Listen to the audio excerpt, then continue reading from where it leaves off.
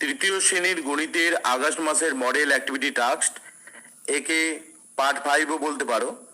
এর সমাধান আলোচনা করব। এর উত্তরগুলো খাতায় সুন্দর করে রাখতে হবে। বিদ্যালয় থেকে যেদিন বলবে সেদিন জমা দিয়ে আসতে হবে। চ্যানেলে নতুন হয়ে থাকলে অবশ্যই চ্যানেলটিকে সাবস্ক্রাইব করে দিও।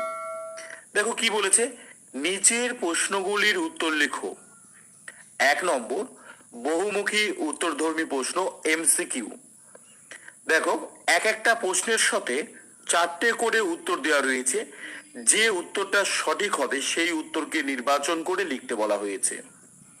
ক নম্বর, 52 গুণ চিহ্ন 3 সমান সমান। এ নম্বর, 5 গুণ চিহ্ন 3 যোগ 2 গুণ চিহ্ন 3। বি, 50 গুণ চিহ্ন 3 যোগ 2 গুণ চিহ্ন 3।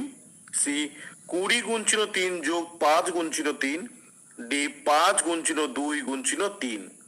তাহলে গুণ করার ক্ষেত্রে আমরা জানি যাকে গুণ করা হচ্ছে তার স্থানীয় মানে তাকে ভেঙে নিতে হবে।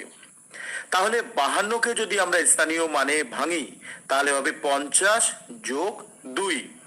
এই 50 যোগ 2কে আমাকে 3 দিয়ে গুণ করতে হবে, অর্থাৎ 50কে একবার 3 দিয়ে গুণ করতে হবে, যোগ 2কে একবার 3 দিয়ে গুণ করতে হবে। তাহলে সঠিক উত্তর হবে হচ্ছে বি নম্বর, 50 গুণ চিহ্ন 3 যোগ 2 গুণ চিহ্ন 3। এবারে দেখো খ নম্বর। খ নম্বর কি বলেছে, একটি জামার দাম 100 টাকা, এইরূপ 4টি জামা কিনতে খরচ হবে। এ নম্বর, 100 যোগ 4 টাকা। বি নম্বর, 100 গুণ চিহ্ন 4 টাকা। সি নম্বর, 100 বিয়োগ 4 টাকা। ডি নম্বর, 100 ভাগ 4 টাকা। দেখো একটা জামার দাম যা হবে 4টা জামার দাম তার থেকে বেশি হবে, আর বেশি হলে গুণ করতে হয়। তাহলে এখানে 100কে 4 দিয়ে গুণ করতে হবে। তাহলে সঠিক উত্তর হচ্ছে বি নম্বর, 100 গুণ চিহ্ন 4 টাকা। এবারে দেখো গ নম্বর। গ নম্বর কি বলেছে, 360কে 3 দিয়ে ভাগ করলে ভাগফলে শতকের ঘরের অঙ্কটি হলো। এ নম্বর 0, বি নম্বর 3, সি নম্বর 1, ডি নম্বর 6। আমরা যদি 360কে 3 দিয়ে ভাগ করি তাহলে ভাগফল পাবো 120। অর্থাৎ শতকের ঘরে 1, দশকের ঘরে 2 এবং এককের অঙ্কে 0 রয়েছে। তো আমাদের এখানে শতকের ঘর বলেছে, তাহলে সঠিক উত্তরটা হবে হচ্ছে সি নম্বর 1। এবারে দেখো ঘ।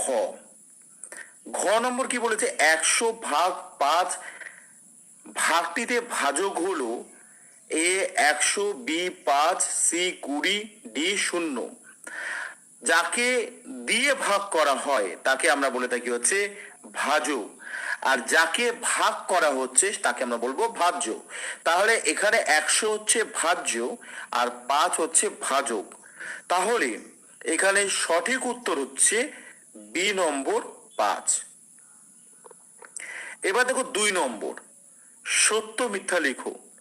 যে বক্তব্য সঠিক সেখানে সত্য এবং যে বক্তব্য ভুল সেখানে মিথ্যা লিখতে বলা হয়েছে। ক নম্বর, ভাগশেষ ভাজকের থেকে বড় হয়।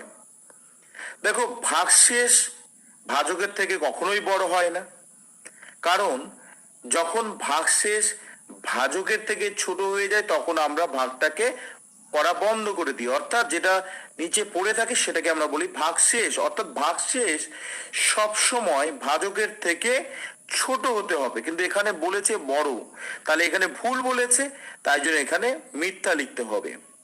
খ নম্বর, 77 ভাগ 7 ভাগফলটি 80 ভাগ 8 ভাগফল থেকে 1 বেশি। আমরা যদি 77কে 7 দিয়ে ভাগ করি তাহলে পাবো 11।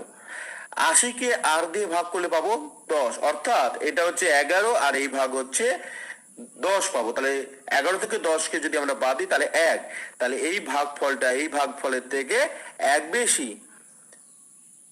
তাহলে ঠিকই বলেছে, তাই জন্য এখানে আমাদের সত্য লিখতে হবে।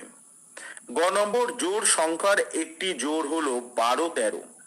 দেখো এখানে যে 13 আছে সেটা কিন্তু জোড় সংখ্যা নয়, এটা কিন্তু বিজোড় সংখ্যা। তাহলে এই যে কথাটা বলেছে এটা কিন্তু ভুল, মিথ্যা লিখতে হবে। এবারে দেখো ঘ নম্বর। ঘ নম্বর কি বলেছে, দ্বিমাত্রিক চিত্রটিতে একটা ছবি দিয়েছে, ত্রিভুজ আছে দুটি। দেখো যে ছবি দিয়েছে সেখানে দুটো ছোট ত্রিভুজ আর পুরোটা হচ্ছে একটা ত্রিভুজ, তার মানে এই ছবিতে তিনটে ত্রিভুজ রয়েছে। এখানে যে বলেছে দুটি ত্রিভুজ, তাহলে এটা কিন্তু ভুল বলেছে, তাই জন্য এখানে মিথ্যা লিখতে হবে। এবার 3 নম্বর দেখো কি বলছে, বাম দিকের সাথে ডান দিক মেলাও যে কোনো তিনটি। তাহলে দেখো আমাদের ক স্তম্ভে কি দিয়েছে, একটা 100 টাকার নোট দিয়েছে। দ্বিতীয় ছকে দিয়েছে 4টে 50 টাকার নোট। তৃতীয়তে লিখে দিয়েছে 65 টাকা। এবং শেষে ক স্তম্ভের শেষে কয়েন দিয়েছে 5 টাকার 4টি কয়েন।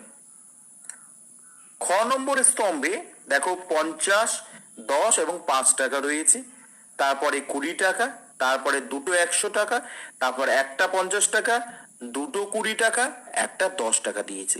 এটাকে মিলাতে হবে। তোমরা এইভাবে উত্তরটাকে করে নিবে, আমি যেভাবে এখানে উত্তরটাকে করেছি। অর্থাৎ দেখো প্রথমে রয়েছে 100 টাকা। আমি যদি একবারে খ স্তম্ভের নিচে দেখি 50 আর দুটো 20 মানে 40, তাহলে 90 আর 10-এ 100, তাহলে এখানে 100 আছে, এখানেও 100 আছে, তাহলে এই দুটো কিন্তু সমান। তাই উপরেরটার সাথে ক স্তম্ভের উপরের সাথে খ স্তম্ভের কিন্তু নিচেরটা কিন্তু মিল হবে। এবার দেখো ক স্তম্ভের দ্বিতীয় ক্ষেত্রে বলেছে 4টে 50 টাকা, অর্থাৎ 200 টাকা বলেছে। এখানেও দেখো 100, 100, 200 টাকা, অর্থাৎ ক স্তম্ভের দ্বিতীয়র সাথে খ স্তম্ভের তৃতীয়র মিল আছে। তারপরে দেখো ক স্তম্ভে বলেছে 65 টাকা। 65 টাকা মানে হচ্ছে একবারে খ স্তম্ভের উপরে যাও, 50, 10-এ 60 আর 5-এ 65, তাহলে 65 টাকা কিন্তু একবারে খ স্তম্ভের উপরে রয়েছে। তারপরে দেখো 4টে 5 টাকা মানে 20 টাকা, 4 5-এ 20, এর সাথে দেখো এখানে লিখে দিয়েছে 20 টাকা। এইভাবে তোমরা কিন্তু ছকটাকে করে নিবে। এবারে চলে এসো 4 নম্বর। 4 নম্বর কি বলেছে, গুণ করো। 135 গুণ চিহ্ন 6, তো উত্তর এইভাবে লিখবে। প্রথমে এই 135-কে একটু আলাদা করে নিবে, একক, দশক, শতক বলে লিখে নিবে। শতকের ঘরে 1, দশকের ঘরে 3 এবং এককের ঘরে 5 লিখতে হবে। একে 6 দিয়ে গুণ করতে হবে। তাহলে 6 দিয়ে যদি গুণ করি, 5 6 30, 30-এ 0, হাতে থাকে হচ্ছে 3, 3 6 18, 19 20 21, ওই 3কে যোগ করলে 21 হচ্ছে।